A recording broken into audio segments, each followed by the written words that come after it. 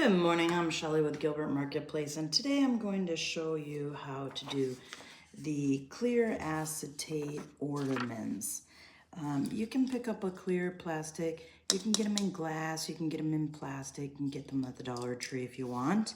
Michael's carries them, Hobby Lobby, everybody. We're going to take off the plug. Now, the best way to figure this out, easy, quick way, is just try to find a circle that your ornament would fit in. So, you know, sometimes I'll just grab different things because depending on the size, I mean, you can measure and do all that, but it's just faster to grab it, put your cup down, trace it with your permanent marker, and then we're going to just cut this out. We are just gonna cut on the line. Now at the top, I make a little tab. I don't have to be precise, but you need a little tab, and I'll show you in a second here.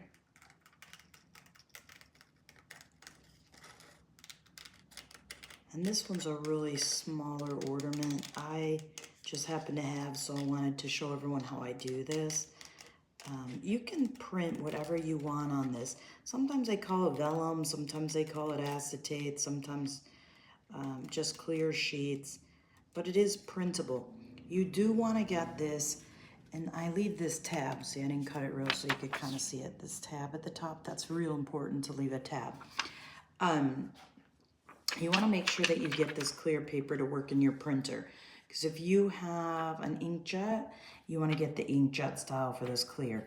If you have a laser printer, I have one of each. It doesn't matter which one you have, just get the proper clear paper. If you don't, it will melt.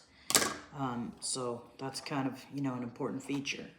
Okay, so once you cut that out, this does look like it's going to be kind of large. Let me just cut it a little bit more, but we can play with it a little. I am just gonna, like I said, fake it in here a little. And honestly, you shouldn't see it if you do it right anyway. That's the idea of printing it on clear, so it will look like it's floating. A lot of times they call them floating ornaments, whatever. It doesn't really matter. You can print, I did for people that passed, I've printed people's picture on there with words and sayings, and then it looks like they're floating inside. So that's, you know, how they make them. All right, so once you have that, obviously we're going to take it and we're going to roll it. So just, you know, tightly roll it. I mean, nothing too crazy. We're just not trying to bend it. So kind of get it like that. That's how you're going to get it in your ornament, okay? And then you're going to let it pop open, kind of. So now, if you get it like this, and you can see it's not popping open, it's going to be a little too big. So we'll just cut it. I think what the problem is here for mine is the top. I didn't cut the tab. I think it's a little too sharp right there, so I'm gonna cut it because I had left it on for you guys to see. I think if it's a little, well, we'll just roll it again. Like I said, you can measure. I didn't know what size this ornament was, but you know, it might tell you and whatnot.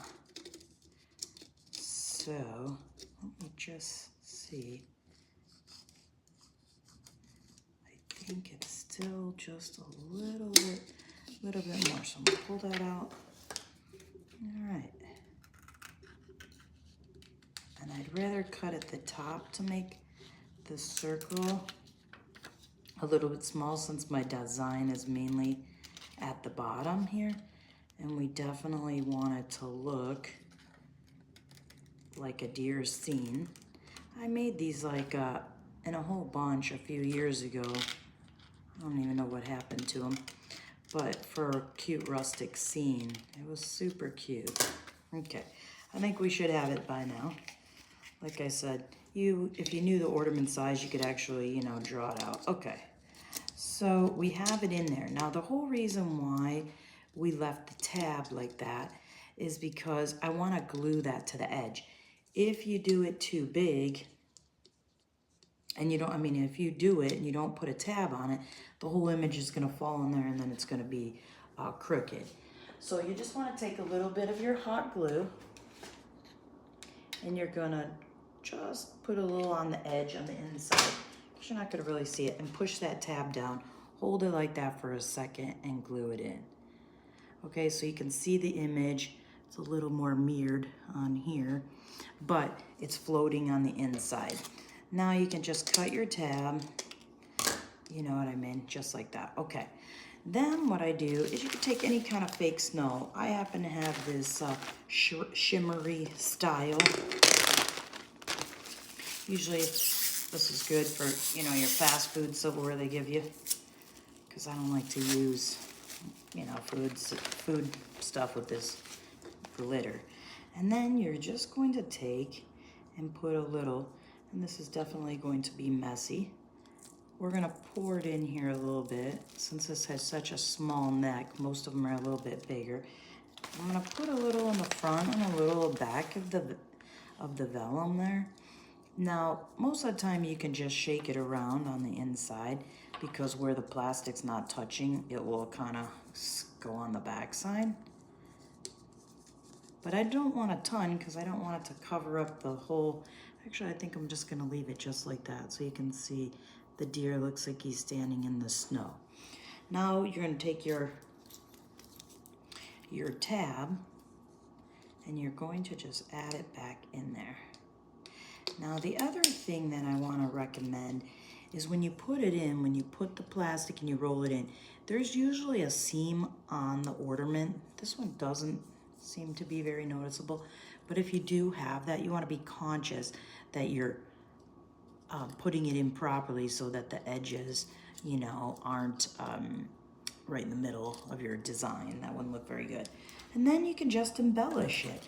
I'm gonna cut off this tag here, and then I'm going to just add a little bit of greenery. These are just pieces of green that, you know, off the tree. I'm actually going to just take it and I'm going to shove it through that little bit of a hole. And I'm going to just try to bend it. I did glue on a piece of twine, and I'm doing a big ornament event, so I'm gonna make some different ornaments. If you can see, I've done a few ornaments this year, DIYs, and then I'm just gonna add this pine cone because I kind of feel like, okay, maybe that wasn't enough. This is, you know, the problem is I had this, so let's see here. This is the front. Make sure it's the front. I'm just gonna stick it in here. It's a little thick. I'm gonna bend it, only because I will use a little glue. I just like it not to fall off. So I'm gonna tip it sideways. Cut that whole thing right off right there. I'm gonna tip it a little bit sideways. So now you can see it's on there. But I am gonna still use some hot glue, and then I'm going to glue on my pine cone. This pine cone's a little large. Maybe I'll just try. I never tried to cut these in half, but we'll do so.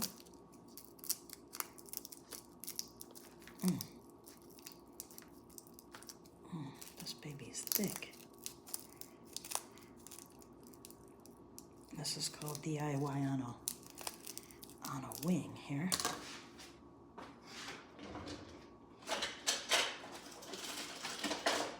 All else fails, get some nips out. They're a little stronger. There we go. Man, that thing was pretty tight there. Now that's more appropriate for this size ornament. Like I said, I don't usually make these smaller ones. And I'm just gonna use my hot glue again. Put a little dab right there. And put this on. Okay, now it's a little obviously high, but I'm going to add a bow, so I didn't care. And I got this cute little buffalo check ribbon here. I'm just gonna tie it like a shoe. Just make your loops like that. I don't want it too big.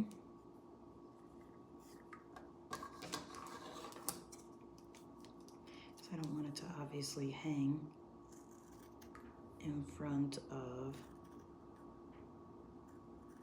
the deer image, but I definitely want to put it right there. So we'll just glue that also on the front.